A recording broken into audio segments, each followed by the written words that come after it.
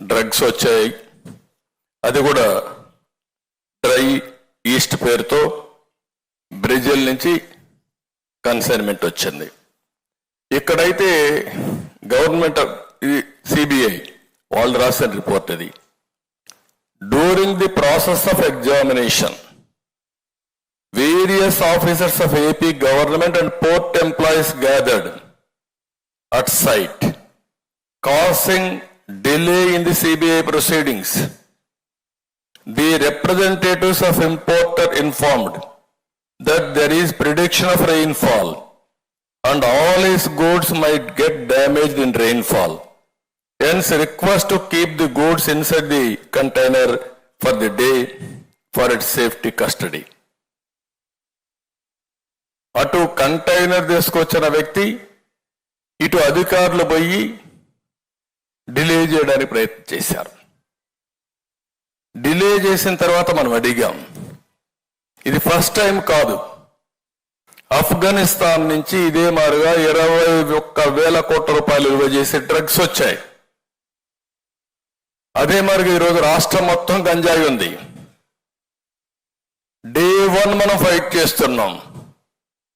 మనం పోరాడుతూ ఉంటే తెలుగుదేశం పార్టీ ఆఫీసు మీద దాడి చేశారు. నేను 2 రోజులు 48 అవర్స్ ఫాస్టింగ్ చేశాను. మన మీద దాడి చేస్తే మనం ఇచ్చిన కేసు తీసుకోలేదు.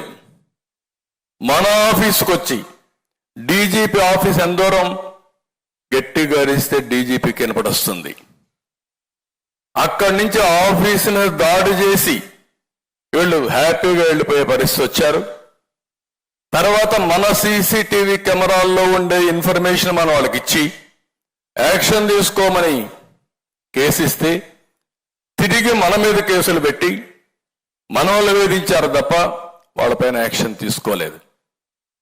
దానిపైన నేను ఢిల్లీకి వెళ్ళి హోమ్ మినిస్టర్ గారికి వాళ్ళ నేషనల్ లెవెల్లో ప్రెస్ కాన్ఫరెన్స్ పెట్టాం. హోమ్ మినిస్టర్ పంపించాం, అందరికి పంపించాం, అయినా యాక్షన్ తీసుకోలేదు. ఇన్ని రోజులుగా మీరు ఒక్కసారి ఆలోచిస్తే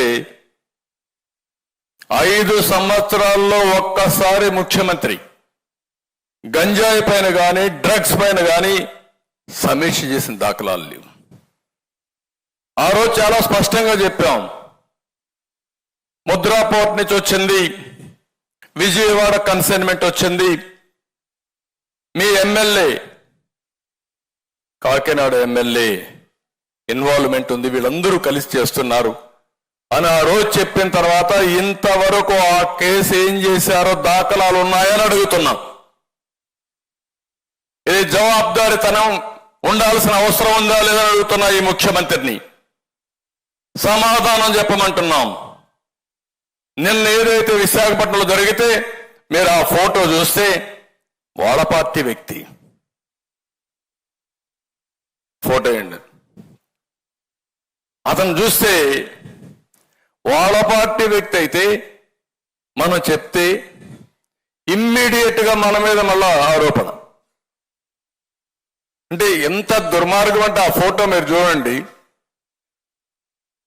కోనం వీరభద్రరావు, కోనం కృష్ణకుమారి, భోగి సంక్రాంతి కనుమ శుభాకాంక్షలు. ఎవరు ఫోటో పెట్టారు? రాజశేఖర రెడ్డి ఫోటో, జగన్మోహన్ రెడ్డి ఫోటో, ఈ పక్క వాళ్ళందరి నాయకుల ఫోటోలు. ఇవన్నీ పెట్టి మొత్తం మీరు ఒకసారి చూస్తే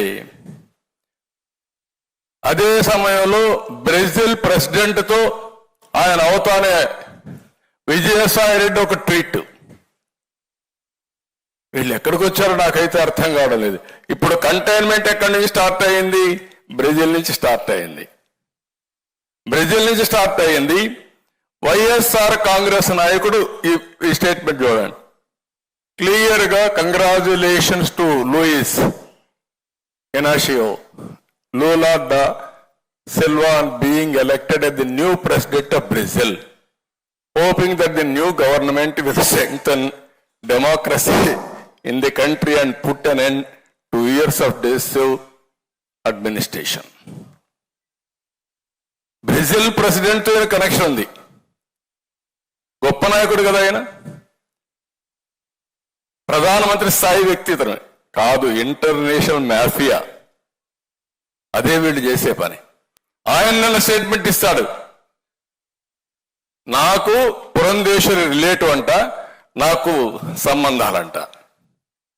అంటే అడ్డంగా మీరు ఎందుకు అర్థం చేసుకోవాలంటున్నారంటే 5 సంవత్సరాలు ఈ రాష్ట్రంలో డ్రగ్స్ మాఫియాని పెంచి పోషించి కడాన రాష్ట్రాన్ని నాశనం చేసి ఈరోజు ఇంటర్నేషనల్ మాఫియాతో సంబంధాలు ఎస్టాబ్లిష్ చేసే పరిస్థితికి వచ్చారంటే వీళ్ళు ఏమనాలి నాకైతే అర్థం కావడం లేదు. మీ నాయకులు చేస్తారు, మీ నాయకుల దగ్గర చేపిస్తారు, చేయించి నేరం మన మీద మోపే ప్రయత్నం. ఇది మీరు గుర్తుపెట్టుకోవాల్సిన అవసరం ఉంది. అందుకే నేను చాలా స్పష్టంగా చెప్తున్నా, ఈరోజు ఇక్కడ జరిగే విషయాలు మీరు చూస్తే ఈ రాష్ట్రంలో వచ్చే డబ్బులంతా ఇంటర్నేషనల్కి వెళ్ళిపోతున్నాయి, విదేశాలకు వెళ్ళిపోతున్నాయి హవాలా రూట్లో. ఇవి కానీ ఈ రోజా రేపా ఎల్లుండా మనకు తెలియదు. నిన్న మీరు చూస్తే అక్వా ఏదైతే కంపెనీ ఇప్పుడు మనం మాట్లాడుతున్నామో ఆ వ్యక్తి కోనం వీరభద్రరావు, సంధ్య అక్వా ఎక్స్పోర్ట్ పేరుతో వచ్చింది. ఇది అతను వైసీపీ నేత పోన్ చంద్రరావుకి సోదరుడు. వీళ్ళందరూ కలిసి బలవంతంగా చేశారా, ఏం చేశారు నాకు తెలియదు.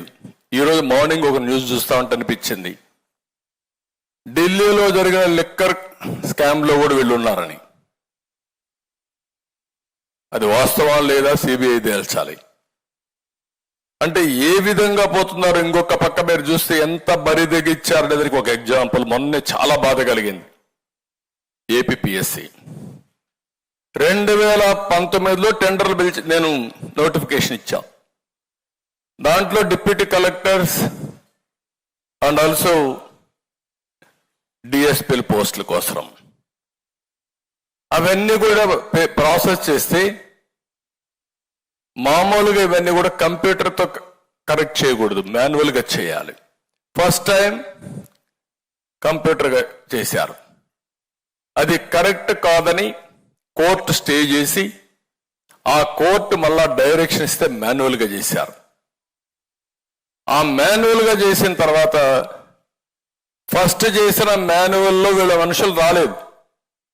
రాకపోతే వీళ్ళకి కావాల్సిన వాళ్ళు రావడానికి మళ్ళా సెకండ్ టైం చేయించారు. ఫస్ట్ టైం చేయించిన దానికి ఎవిడెన్సెస్ చాలా క్లియర్గా ఉన్నాయి.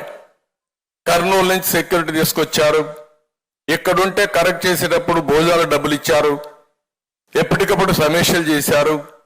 ఇవన్నీ పెట్టడానికి ఒక కంప్యూటర్ కంపెనీకి ఎవాల్యుయేషన్ చేయడానికి, రికార్డ్ ఎస్టాబ్లిష్ చేయడానికి వాళ్ళకు కూడా డబ్బులు ఇచ్చారు, అన్నీ చేశారు.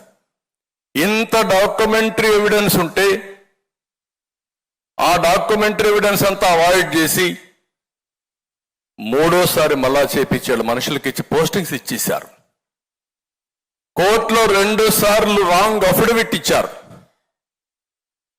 అంటే మీరు ఒకటి గుర్తుపెట్టుకోవాలి, అల్టిమేట్ గా ఏ వ్యక్తి అయినా సరే ఫైనల్ జడ్జిమెంట్ వచ్చేది కోర్టు ద్వారా వస్తుంది.